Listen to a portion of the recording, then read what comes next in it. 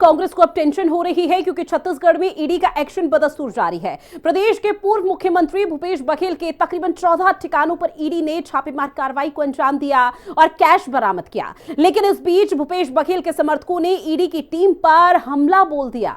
Red करने वाली ED की टीम पर प्रदर्शनकारियों ने ईंट पत्थर भी फेंके और मोदी तेरी तानाशाही नहीं चलेगी के जमकर नारे लगाए। ये रिपोर्ट देखिए।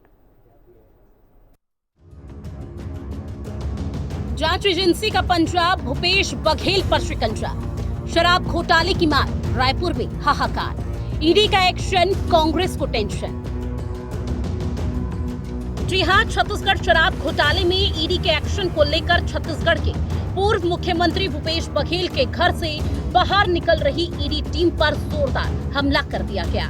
भूपेश बघेल के समर्थकों ने जमकर हंगामा काटा। इसके बाद ईडी की टीम भिलाई नगर थाने पहुंची। जानकारी के मुताबिक प्रदेश के पूर्व मुख्यमंत्री भूपेश बघेल के परिसरों की तलाशी लेने वाली ईडी के अधिकारियों पर लोगों के एक गुट ने अचानक जोरदार हमला बोल दिया। ईडी की टीम पर ईंट पत्थरों से हमले की भी बात सामने आ रही है। जहां अधिकारी की कार पर पत्थर फेंकने वाले शख्स को सुरक्षा बलों ने मौके पर पकड़ लिया, तो वही पुलिस टीम पथराव करने वाले शख्स को अपने साथ लेकर गई। अधिकारियों का आरोप है कि हमलावर कांग्रेस कार्यकर्ता थे जो पूर्व सीएम भूपेश बघेल के परिसरों की तलाशी से नाराज थे। सूत्रों के मुताबिक एक उप निदेशक स्तर की ईडी अधिकारी की कार पर भी हमला किया गया। ईडी के अधिकारियों ने भिलाई 3 थाने में लिखित शिकायत की है, जिसके मुताबिक जांच करने के बाद जब अधिकारी लौट रहे थे तब भीड़ में नारेबाजी करने वालों ने गाड़ी रोकी और बाधा पहुंचाई। गाड़ी पर चढ़ गए और गाड़ी पर पत्थरबाजी की। गाड़ियों को घेर लिया गया और काम में बाधा डालने की कोशिश की गई। देखिए, सबसे पहली बात तो ये है कि ये जांच है वो कब से चल रही है। जब झारखंड के चुनाव समाप्त हो, पहले वाला, पिछले वाला 2020 का, उसके बाद पहली बार छापा पड़ा है। और 2020 से लेके जब मैं अन्य प्रदेशों में दौरा करने गया, झारखंड में पहले पड़ा, झारखंड जाने के बाद उसके बाद आसाम गया तब छापा पड़ा, फिर उत्तर प्रदेश गया तो 8-8 दिन में छापे पड़े, फिर उसके बाद हिमाचल गया तब छापे पड़े, अभी जब पंजाब भेजा गया फिर छापा पड़ा। दूसरी बात यह है कि सीडी कांड के बारे में मोदी जी, शाह जी लगातार बोलते रहे, सीडी में फंसा हुआ है, ईडी में फंसा हुआ है। 7 साल लगे और जब हमारी सरकार बनी थी, ट्रायल शुरू होने वाला था, तो सीबीआई ने उसे सुप्रीम कोर्ट ये कह कर ले गया कि भूपेश बघेल मुख्यमंत्री बन गया है, ये प्रभावित करेगा जांच। 5 साल वहां लगता रहा, सरकार बदली तो वापस आए, गिड्डा किया केस। पूर्व सीएम भूपेश बघेल के निवास पर ईडी की छापेमार कार्रवाई से दिन भर हड़कंप मचा रहा। दरअसल ईडी की टीम सुबह 6:20 पर उनके निवास पहुंची थी। सूचना पर कांग्रेस इकट्ठा हो गए, धरने पर बैठकर नारेबाजी करने लगे।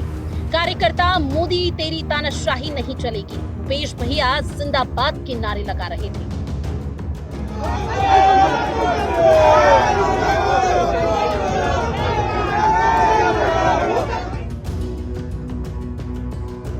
उधर भूपेश बघेल के घर में ईडी के अधिकारियों ने भूपेश बघेल और बेटे चैतन्य बघेल से पूछताछ की। पिता और बेटे के मोबाइल, घर के अंदर अलमारियां, आभूषण खरीदी के बिल और जमीन के दस्तावेज को खंगाला गया। अधिकारियों ने घर का कोना कोना छान मारा। पूछताछ शाम 6 बजे तक करीब 12 घंटे चली। बताया जा रहा है कि ईडी के अधिकारियों ने जरूरी दस्तावेज और एक मोबाइल जब्त किया। इसके बाद ईडी के अधिकारी एक बैग लेकर रायपुर रवाना हो गए। ईडी की टीम के जाने के बाद भूपेश बघेल घर से बाहर निकले, समर्थकों से मिले और सहयोग और समर्थन के लिए सभी का हाथ जोड़कर अभिवादन किया।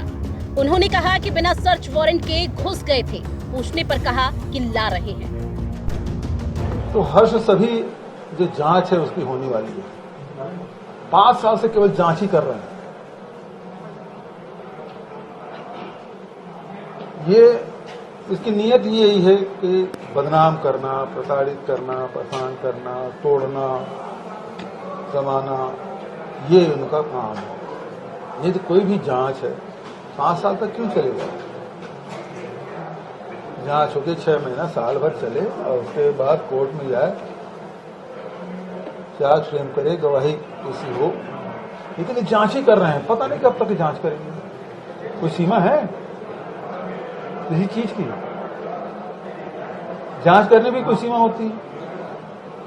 वैसे दे दिए सीबीआई को, वो यादव की हत्या हुई वहां कबीर धाम में, सागराम यादव, क्या हुआ सीबीआई जांच? वीरनपुर सीबीआई जांच दे दिए, 1.25 साल हो गया, क्या हुआ उसका? तो ये सेंट्रल एजेंसी को देने का मतलब ये है कि केस को खींचते रहो।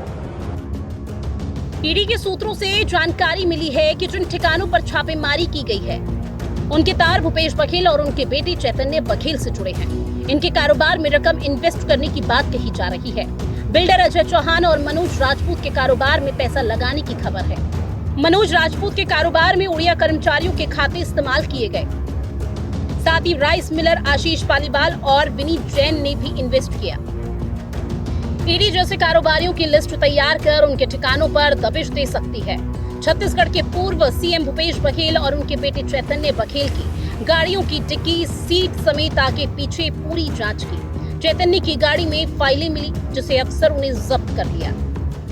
ईडी से मिली जानकारी के मुताबिक स्टील कॉलोनी निवासी भिलाई जिला कांग्रेस अध्यक्ष मुकेश चंद्राकर, बोरसी द्वारकापुरी निवासी प्रदेश कांग्रेस कमेटी के महामंत्री राजेंद्र साहू, नेहरू नगर पश्चिम निवासी बिल्डर मनोज राजपूत, रामनगर निवासी बिल्डर अजय चौहान, सहेली ज्वेलर्स के संचालक सुनील जैन, दुर्ग आर्य नगर निवासी संतोष स्वर्णकार, भिलाई 3 वसुंधरा नगर निवासी अभिषेक ठाकुर उर्फ गब्बर, मालवीय नगर कमाल अपार्टमेंट होटल कैबिन के संचालक कमल अग्रवाल, तालपुरी निवासी ओम साई बाबा राइस मिल के संचालक विनोद अग्रवाल, लक्ष्मी नारायण बंसल उर्फ पप्पू बंसल, चरोदा के ट्रांसपोर्टर संदीप सिंह, अजय अग्रवाल, सुनील अग्रवाल समेत 14 लोगों के ठिकानों पर ईडी की अलग अलग टीमों ने दबिश दी। इनमें अजय चौहान और सहेली ज्वेलर्स में जांच देर रात तक चली। ईडी के अधिकारियों ने इन जगहों से भी कई दस्तावेज ले गए।